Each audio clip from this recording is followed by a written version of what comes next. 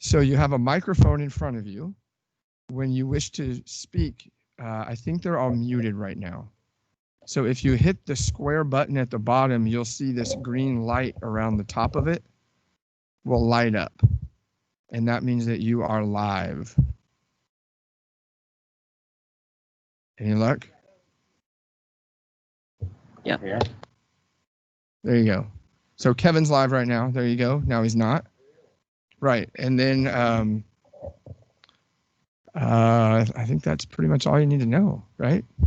So.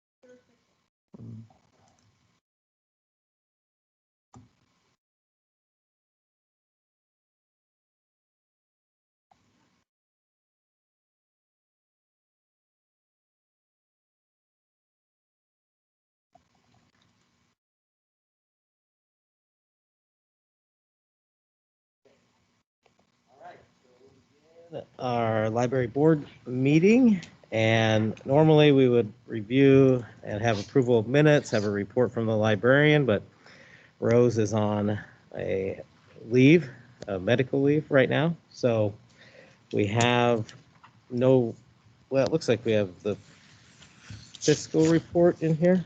Do, yeah. Okay. And then we also have the library statistics in here. So, all right, does anybody have any questions about either of those things? I have not looked at that.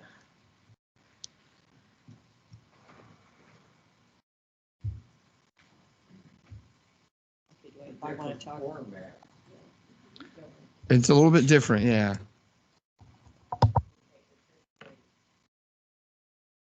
The time period on this. Is this just for May, or is that from May until now? So the columns across are you talking about the spreadsheet? Yeah, so it's got all of the above. So your first column with numbers is the budget. That's the budgeted amount. What time period are we talking about? Is this for 1 month? I'm going to explain it to you right now, if you let me finish. So you have the budget, you have your prior balance, then you have the actual period, and that period was month 5, which is the month of November. And then you have the year to date in the final column. And that's also noted up on the top where it says period. It says 05 of budget year 2021.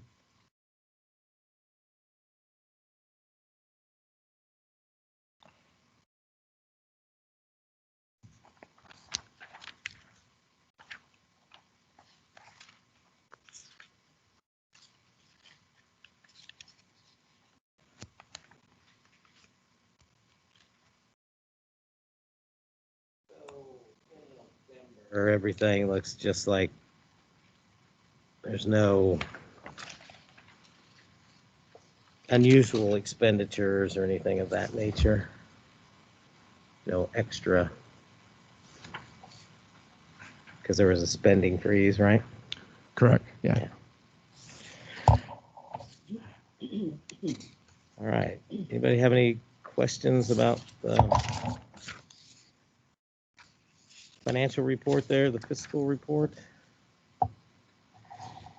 And then at the back, you can see the circulation statistics for actually October, November, and the year to date is on there as well.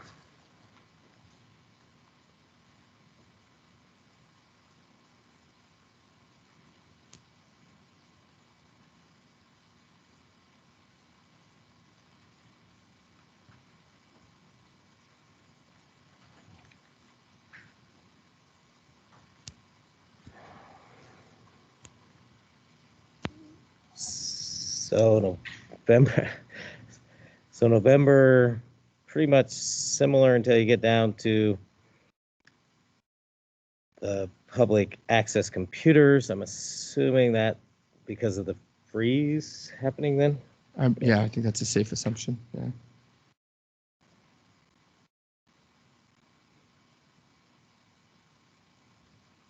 All right, anybody have any questions or? I have a question about the note at the bottom of the page, of the Yes. statistics page. An error was found in reporting statistics, so you're talking about patron activity, or which actual item is this related to? I believe that it is checkouts. Checkouts. Yeah. Okay.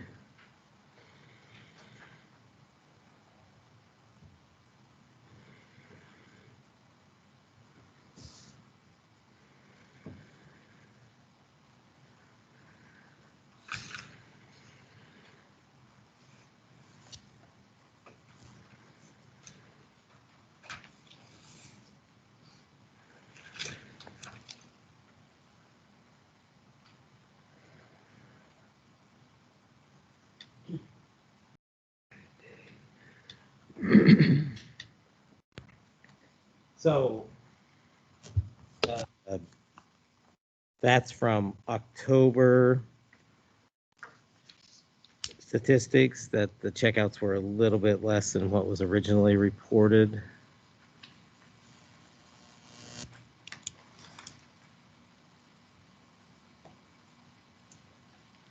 I guess I'm not following your question. Okay. I mean, this statistical chart's a little bit different than what we're normally given. So the one we were given said circulation statistics were 3,442 in October. And so I'm trying to, if that was the statistic that was changed. I am guessing that statistic round math is checkouts, renewals, everything under the circulation and renewals. Okay. That would be my guess. This is the Okay. report. So the error was not maybe given to us at the library board, it was at city council, is that where? What was? Was the error reported at city council? Yeah, so this is the report Rose submitted for our Okay. city council meeting last week.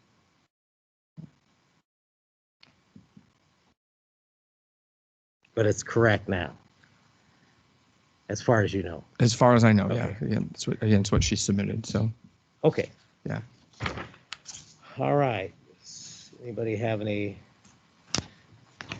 questions on that? Charlene might, she's adding some stuff up.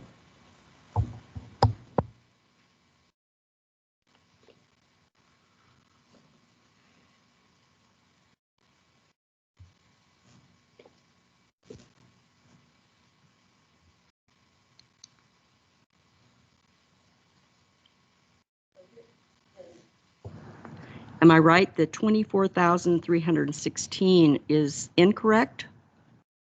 Or is that correct? Because the numbers down at the bottom total 21,328. We'd have to ask Rose. I don't know. I couldn't tell you. This is very confusing to me because I guess mainly because it's not what we're used to seeing. Yeah, I'm sure next month she can catch you all up. I'm just trying to give you what I had. So Okay, This is what was given to me, so all right. just trying to make the best of it.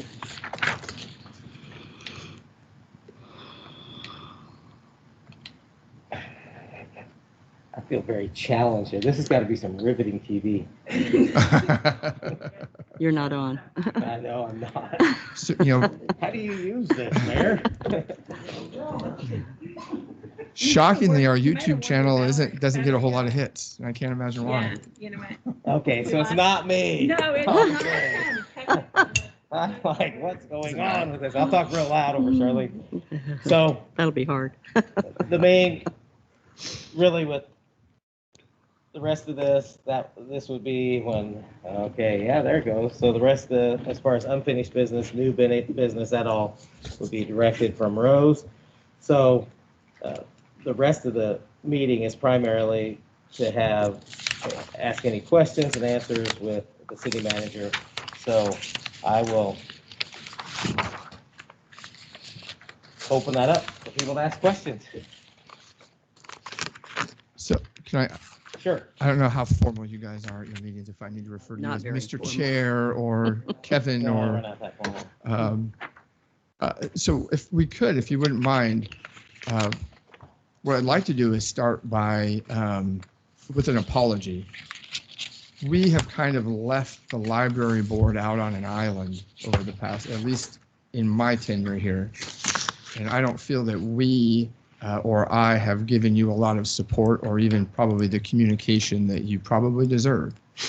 I made assumptions that things were being communicated and maybe some of those things are not. So part of the goal here was to answer questions and figure out, talk about a system in which we can have good communication so that you feel like you're in the loop a little bit better. We've worked hard at doing that with Park and Tree Committee, with Planning Commission a little bit more, and it's probably the library board's turn now to get a little love from us here at City Hall. So we want to do that. We want to kind of bring you in the huddle and make sure you feel like you're part of the city, because we all are part of the city of Sweet Home, and we all have the same goals of making the city a better place for everybody. So I'll start with that apology, and from there, happy to go wherever your questions lead us.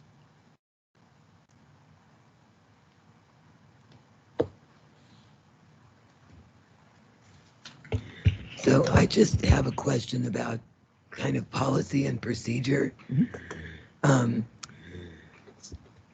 So I had emailed you about the library staff, and part of your response was that the part-time staff is, what's the word I want? The part-time staff is flexed to the needs of the hourly, the workload, da-da-da. Right. So that's not my understanding and experience with part-time staff. So I thought the library staff were a point position. Appointed positions? Like a 0.5 or a 0.3 FTE. So we use that for budgeting purposes.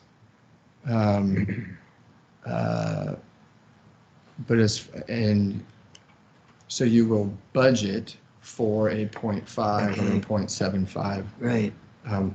But as we all know, budgets don't always work out the way you plan them. Right.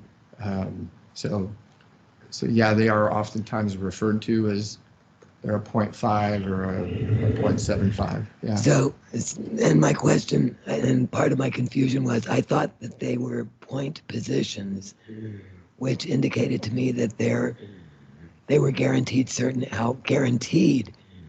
hours per week. But your explanation was that they can be flexed as needed. Right. And I wasn't aware that that's how their hours were being managed, was being flexed instead of guaranteeing them 20 hours a week or whatever it was. Yeah, no, the whole purpose of a part-time position is to allow you to flex with demand or budgetary needs. For instance, if one of them calls in sick, the other one can come in and try to pick up additional hours as well. Yeah, no, I understand. It's just my experience with this has been totally different from what you're describing. Okay. And so that was part of my concern. I thought they were guaranteed a certain number of hours per week, which from an employee standpoint is a good thing because then you know what your income is. Sure. And then the flexibility, in my experience, came from PRN positions, people who were specifically hired to fill in when needed. But that's not the case here. So I just need to reframe my understanding there. Sure. So they have the part-time staff at the library has no guaranteed hours, is what you're saying. Right. So by contract, we designate a schedule for them, and then we can change that schedule with 5 days notice. Okay, right. Generally speaking, the hours are set around the open hours of the library. Right. So, for instance, 2 years ago, we expanded the library's hours Right. when we had the revenue to do that, Right. and so we expanded their hours Right. proportionally. Yeah, okay. So, in this, with the whole COVID thing and whatnot, we're just Right. You're contracting. contracting them, right? Okay. Ray, is it a situation where we are not able to go ahead and fund the library at the level we've been doing it? Can you hit your button there for us? Sorry. Hit the square button there. There you go. There. Try one more time now. Is the problem that we don't have the funding that we derived from the budget? That the revenue is not coming in sufficient to cover what our expenses are? So as of today, that answer is no. As of 3 weeks ago, the answer would have been yes. So what we saw for the first 4 months, because our budget begins July 1. July 1 into the first half of November, everything was low. All of the property tax revenue was low. And then your property tax from the previous year was due November 16th this year. So normally everybody pays at the last minute, and so we get about 60%, I think it is. Don't quote me. The lion's share of our annual revenue comes in November. And so that first That's payment, that 15% reduction by going ahead and paying off your or not 15%, but 3% or whatever. Yeah, you get a it is, 3% right? discount if you pay your property tax all up front. Yeah. So most people historically have done that. Payments that come in the first part of the budget year are generally delinquent payments from the previous year.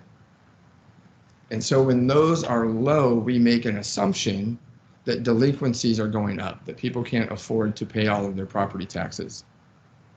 And then when we get into November, where we start to see this huge infusion of payments, and I've got that in here for you. That's the graph, if you want to take a look at it.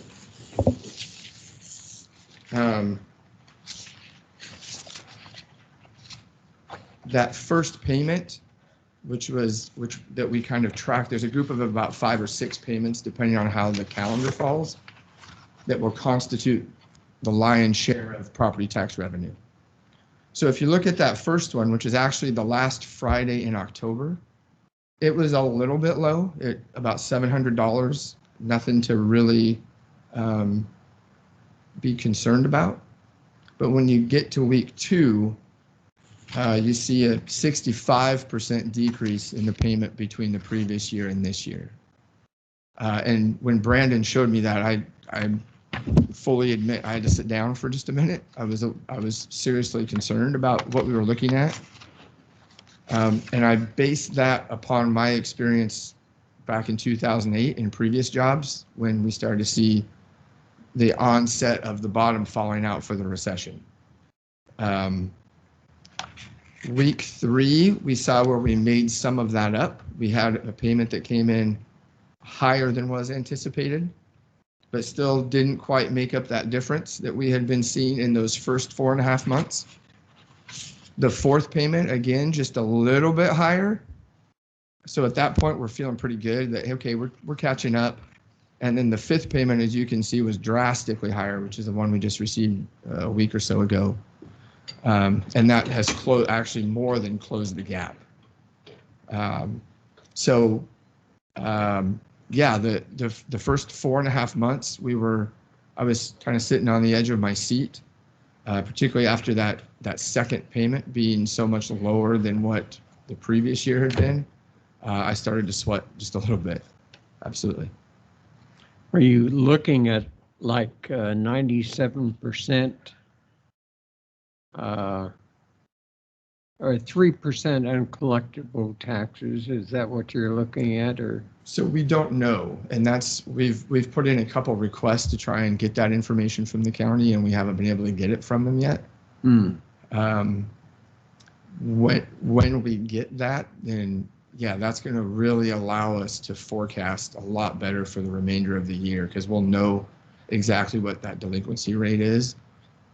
The other item in here that we have to account for is the difference between people who paid up front historically to get that discount and those people who are now financially struggling and maybe they can't afford that, so they've chosen to make payments for this year. If the economy, not knowing what the economy is going to do, and I'm just going to pull a number out of the air. Actually, I'll just X% made a payment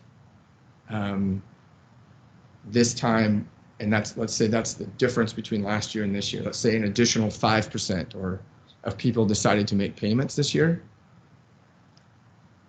making the assumption they did that because of their financial struggles, because of the current economy, then we think it's going to be prudent to assume at this point, with what we know, our economy is not going to recover in the next couple months to make that second payment. And so and again, I'm making this number up. If it's a 5% delinquency rate for the second payment, does that jump up to 6% or 7%? And then at that third payment, does that continue? And we won't know that until we start seeing what the economy does. I mean, it wasn't a month ago where we set a record increase in GDP over 1 month. So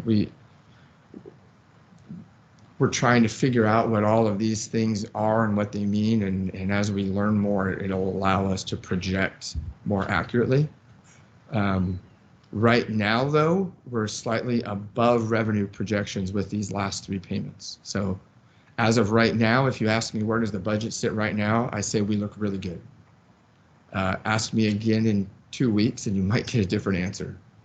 Well, I know that I just received a little over $1 million for the fire and ambulance district, and that was pretty good in comparison to what we received last year on it. So yeah, I was wondering where the city was getting their reduction. So far, so good this month, right? I mean, like I said, we bucked the trend for the first, well, we continue to buck the trend. But the sum total of our payments right now are in the black. So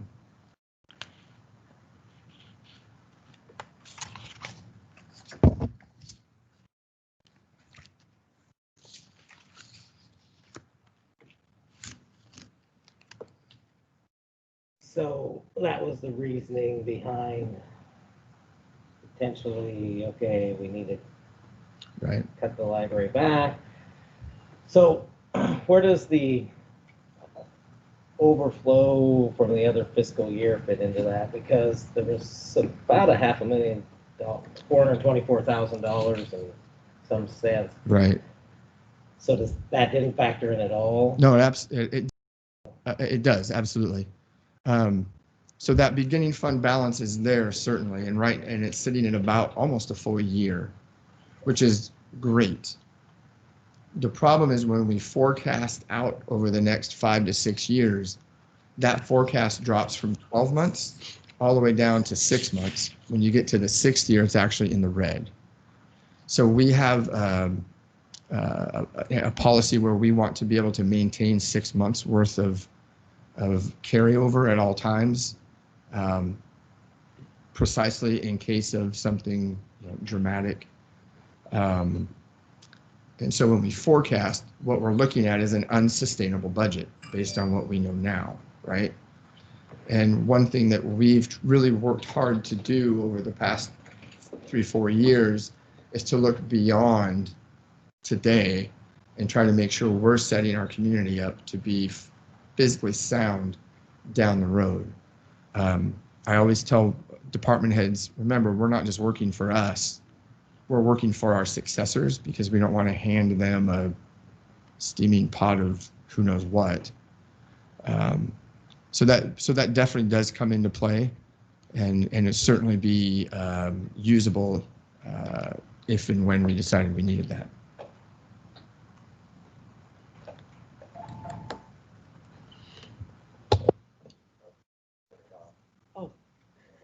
What happened? Oh. I understand that you're concerned about, you have to look at the forecast and all that kind of thing. And I don't want to open a can of worms, but I'm still confused. Okay. I'm confused as to why you're thinking that there's going to be, I'm proposing that there's going to, or afraid of, whatever you want to call it, that in 5 years things are going to be in the red instead of in the black. And so you look at all of this and you're talking about a whole community. You're talking about that we're all together and all this kind of stuff. I'm still confused as to how that small amount of money could make a huge difference. I mean, the only thing you cut or proposed to cut was the library. I'm still confused why it didn't go across the board. So it has gone across the board since March. We've had a citywide spending freeze in place since March. So everybody has been working to save and only spending on those absolutely necessary items. The other thing is the police department has been short a couple of positions for quite some time. So they've realized some cost savings through not having to pay that. City Hall, we actually fully eliminated a position out of the last budget that was vacant. It's not even in this current year's budget. What am I missing? Please. Oh, and Public Works has been short anywhere from 2 to 3 people over the past year as well. So everybody has been feeling that pinch related to a labor shortage. The library is the only building that actually has not had any kind of cuts other than the spending freeze. Well, that's still a little bit hard to understand. Those positions have not been filled. Okay, I get that. But the only people actually impacted, was the library. I think They've had a spending freeze. They haven't spent anything. The Friends of the Library are the ones that have stepped up and said, okay, you need books, you need DVDs, you need audio books, you need all of these things, so we're going to pay for that. So then that money is sitting there too. Absolutely. And it's just kind of hard, and maybe I'm missing the big picture or whatever. But it's very hard for an ordinary citizen to look at it and see the only people that get impacted are the part-time people at the library, the smallest department in the whole city. I think if you had conversations with Public Works staff, they would disagree with you because they're having to pick up weight of those 2 or 3 vacant positions because the work is still there. I think if you talk to some police officers that are working overtime and extra shifts, they are also filling that in. Our police chief has been out on the road on several shifts to help fill in those blanks. Yep. So I guess I would agree perhaps that maybe just stepping back and looking at the big picture might change your view, but the entire city has been adjusting and trying to accommodate for the unknown, because we just don't know what the future holds.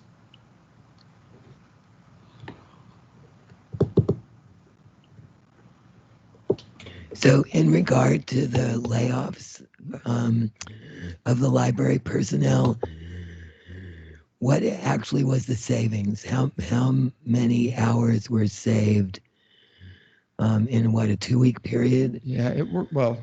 So the current savings is about $2,500 a month with the reduced schedule. Is that what you're asking?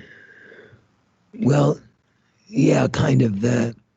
When I don't know if you didn't want to call it necessarily a furlough or a layoff, but when their hours were cut back, Mhm. what was the actual dollar amount of savings? It was right about, so in the current situation that we're in, Mhm. it works out to right about $2,500 per month. Okay, so is that worth it?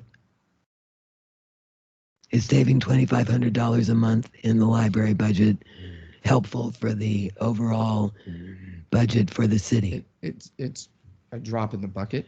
That's what it looks like. Yes, it's a drop in the bucket.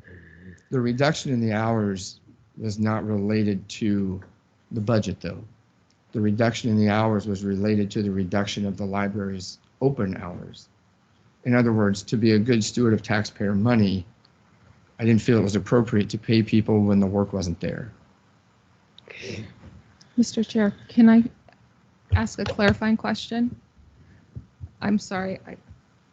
You're referring to the layoffs that he announced might happen? Or are you referring, I just want to make sure I'm following the conversation. Are you referring to the cutback in hours that happened before? Which ones were you referring to? I just. So, Susan, you're talking to me? Yeah. Okay. I'm talking about the cutback in hours that happened a couple of weeks ago. Okay, so were there can you clarify, Yeah. right? So a couple of weeks ago, you announced that you may be laying people off. Correct. So At that time, did you cut back hours at Yes. that time? Okay. Yes. So those 2,500. Okay. correct. Yeah. Thank you. I just. Yep. Sure.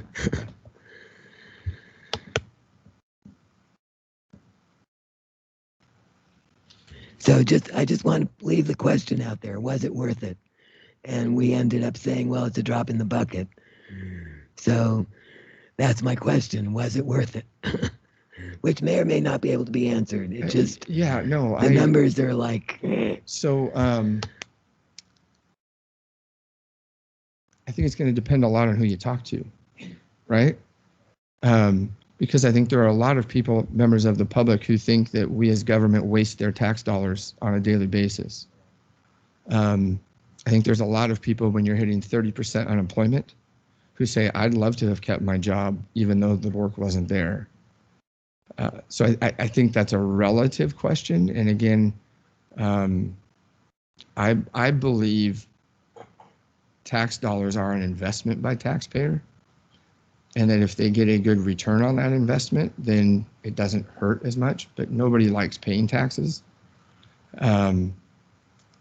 So as you know, if a restaurant reduces their hours, then their part-time staff have their hours reduced, like any other business would. I think it would depend on who you talk to. I still think it was a prudent business decision, absolutely.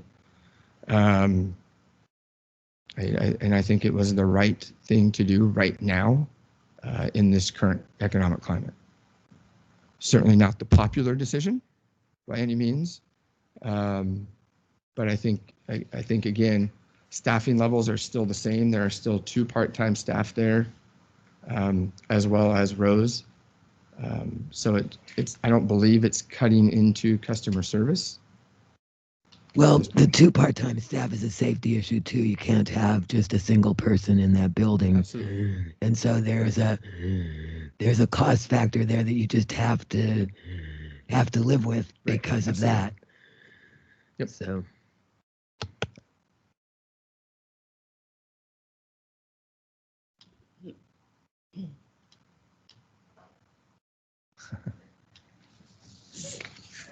It's just.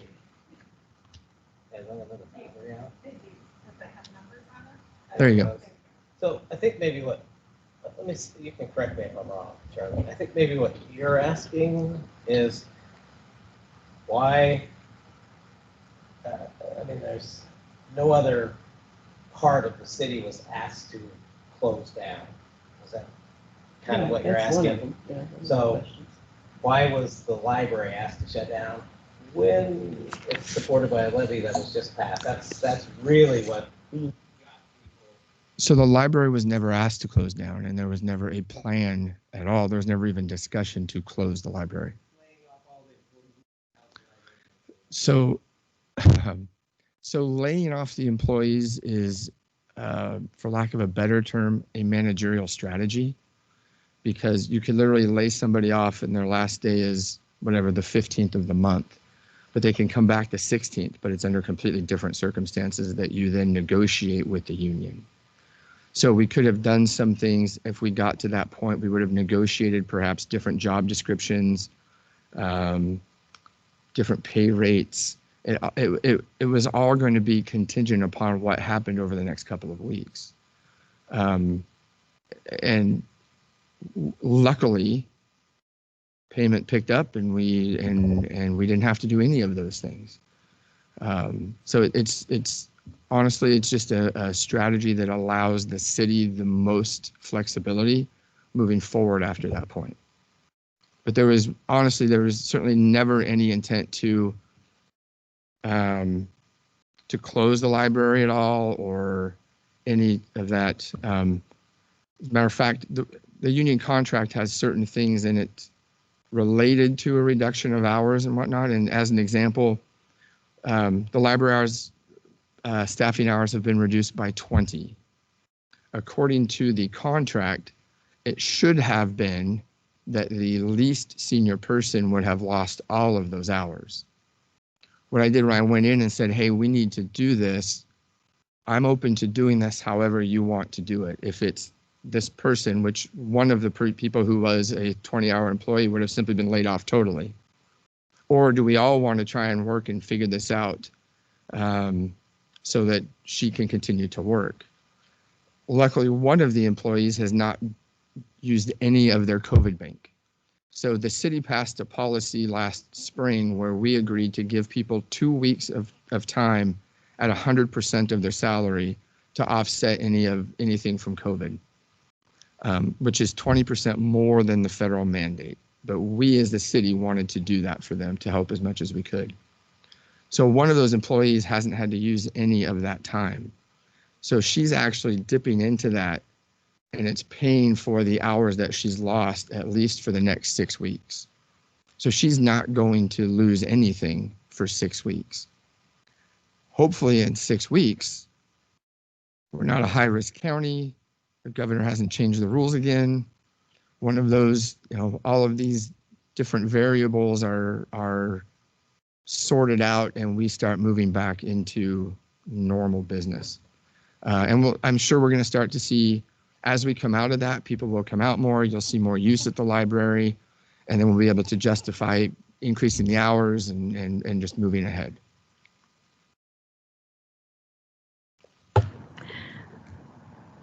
This is just a comment. This is how I kind of see. I guess just want to have my say, I guess is kind of what it is. Couple of things. I owned a business one time. We knew historically February was going to be a crappy time. I mean, it was every single year we owned the business, and every February my husband would come in and say, man, my goodness, the sky is falling. We have no customers. And I would say, remember, every February we have this conversation. Mm-hmm. So in my mind, as a city manager or Brandon, the finance, whatever, you have November 1st coming up. You just had a levy passed. November 1st comes and you're, oh my goodness, the money's not coming in, the money's not coming in. So kind of instead of saying, gosh, every February we go, or every November we go through this, maybe we should step back a couple of weeks and see what happens. But that's not kind of what happened. You kind of got panicked, or whatever you want to call it. Not panicked. I know you don't panic, but oh, I do. You, but is that what happened? Do you think? Is that? No, because we had seen low revenues since July 1. So we had been tracking this for 4 months. But you knew that people were going to be paying their taxes by November 15th or 16th this year. Which they do every year, absolutely. Yeah. And which is why normally it's a huge infusion in revenue. And honestly, we're always very careful those first 4 months until November. And then when we get that huge infusion, that's when we start going out to do projects, because now we have a really good idea of what we're doing the rest of the year. But when did then the infusion come in? Did it come in November what? I would say I started to feel relief on the 4th payment. I have to look at the calendar real quick.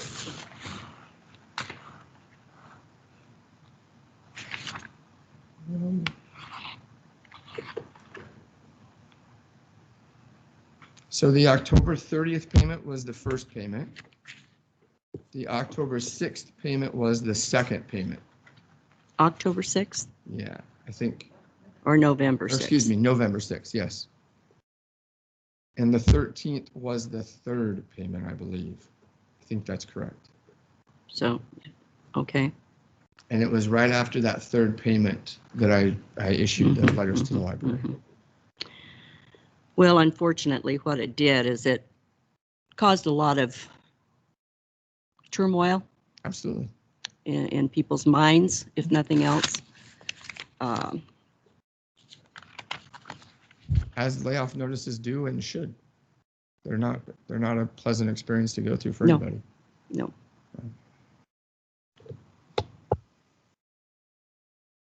If I could follow up on that a little bit. We have been having discussions about layoffs since March. I have on multiple occasions been to every building that the city has and had conversations with every single employee about the uncertainty of the future. When we developed our policy, we actually developed 2 policies.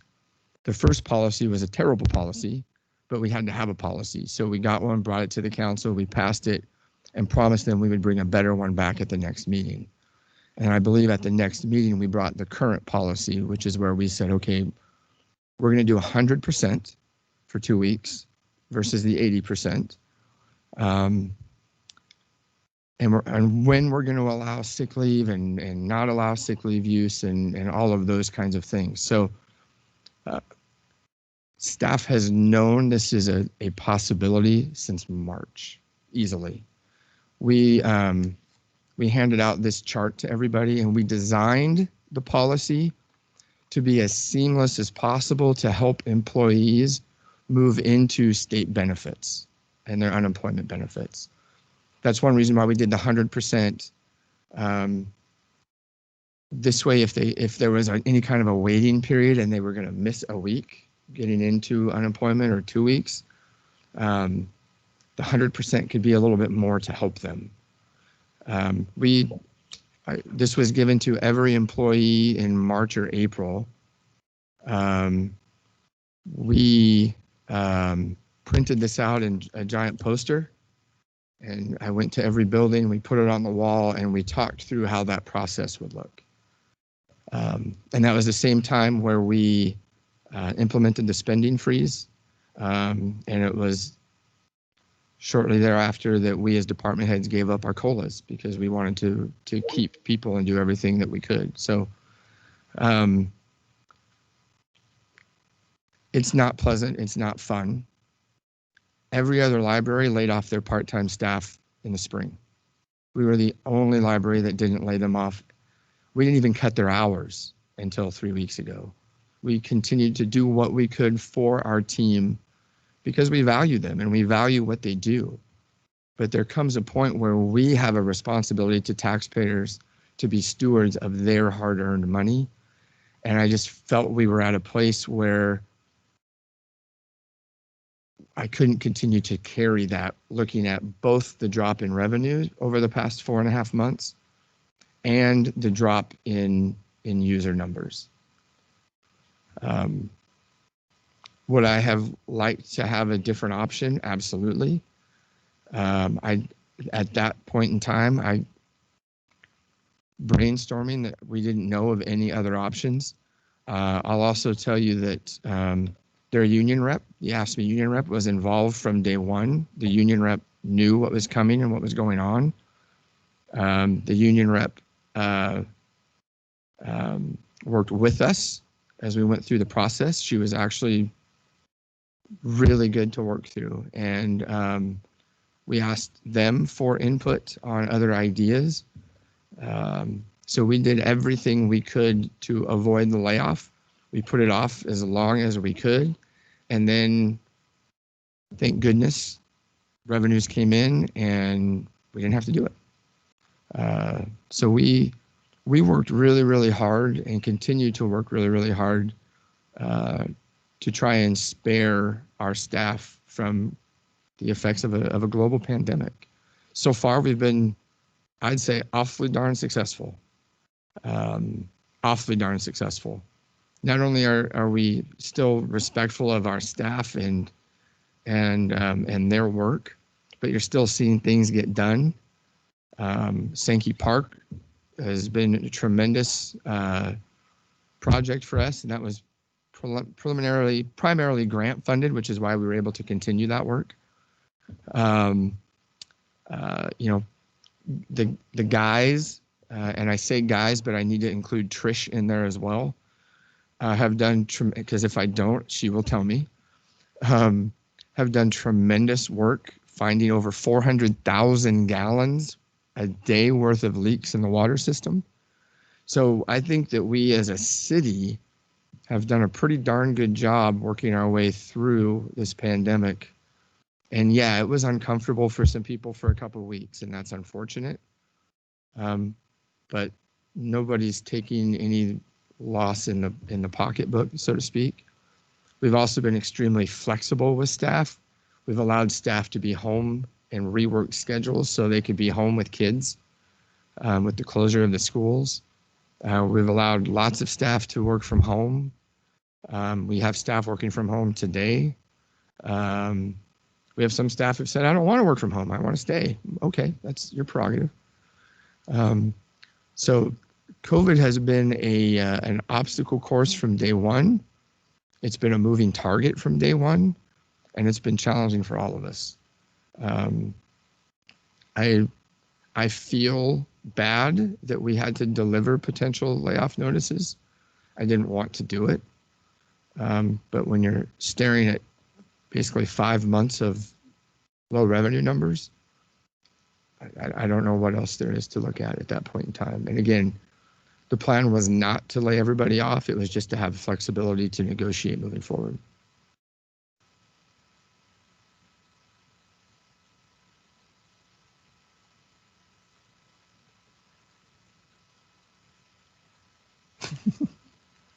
There you go.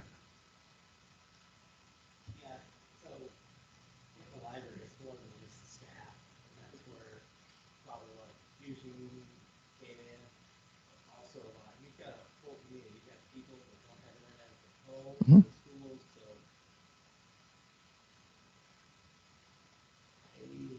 Yeah, I mean, you did what you thought you had to do. I would say likely, I think it was perhaps an overreaction or something that should have been just delayed because of what's going on. I mean, because of COVID, because of all these things.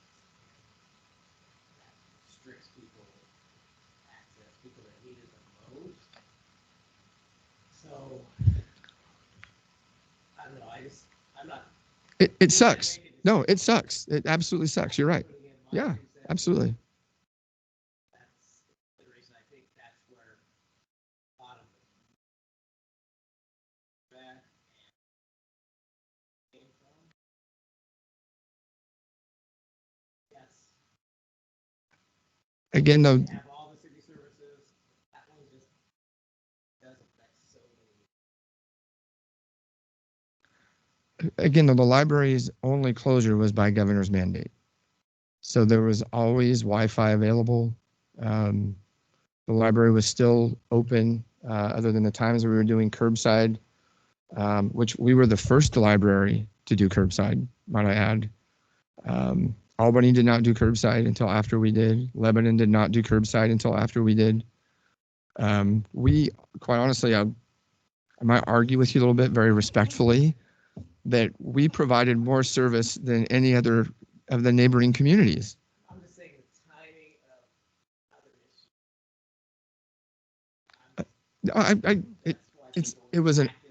It was an unpleasant experience all the way around. Absolutely.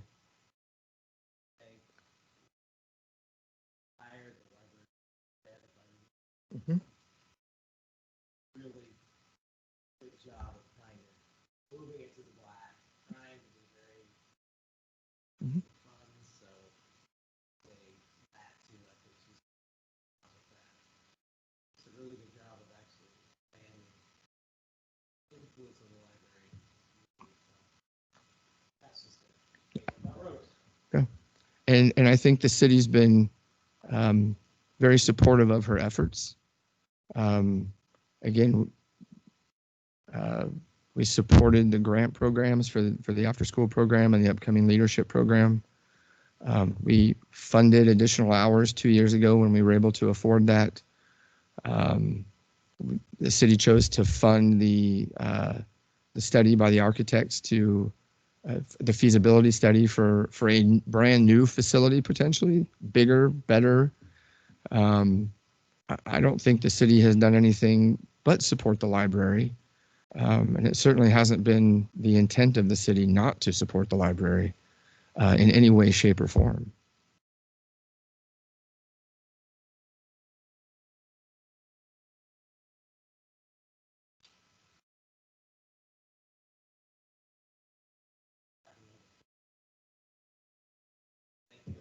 Yeah.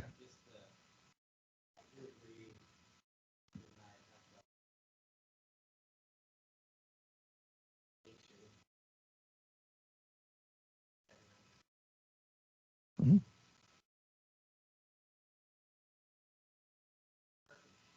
I would agree. Yes, I do read Facebook. That hey, this is they feel that something that pulling Absolutely. pulled out from under them that 73% of the community supported, and now, whoa, we're just going to get pulled out. I do appreciate the city's desire to have curbside service. I will say, self circulation reducing becomes a self-fulfilling prophecy when hours are reduced, so somewhat. So if you keep reducing hours, yeah, circulation is going to Sure. go down. Obviously, without curbside and all of Absolutely. that too. But I do know that people appreciated having that. Yeah. Really do that. So on behalf of everybody else, I thank you guys. I don't know if So, Kevin, if I may, is it on? Uh, oh, were you going to say something? I'm sorry. Oh, okay. Sorry. Um, the council is very supportive of the library. You know that. We always have been. All of us have been. I think perhaps one misunderstanding is that levy money is tax money. It comes in as a tax. If people don't pay their taxes, the levy money doesn't come in. And oftentimes, I think people think the levy is a separate pot over here. They voted for the levy, so the levy should be there. But it's a part of the big pot. And I think it behooves us all to kind of explain that to people. It's a part of the big pot, and if the big pot's smaller, everything's smaller. And Ray has been very open with the council in terms of all the budget. I mean, we go over every 2 weeks, we go over the budget, and and it's an ongoing thing with us. So we have all been aware that staff all over the city has not been up to snuff as we would like it. And so I just want you to realize that we do support the library. I would hope that communication between you and us might be a little bit better. I don't know. I think a joint meeting like this periodically is a good thing. I think you're exactly right, Diana. People don't understand the levy tied in tax money. They do feel like it's a totally separate entity Right. Right. So anyway, I just want to, thank you for supporting the library. oh, you know I do.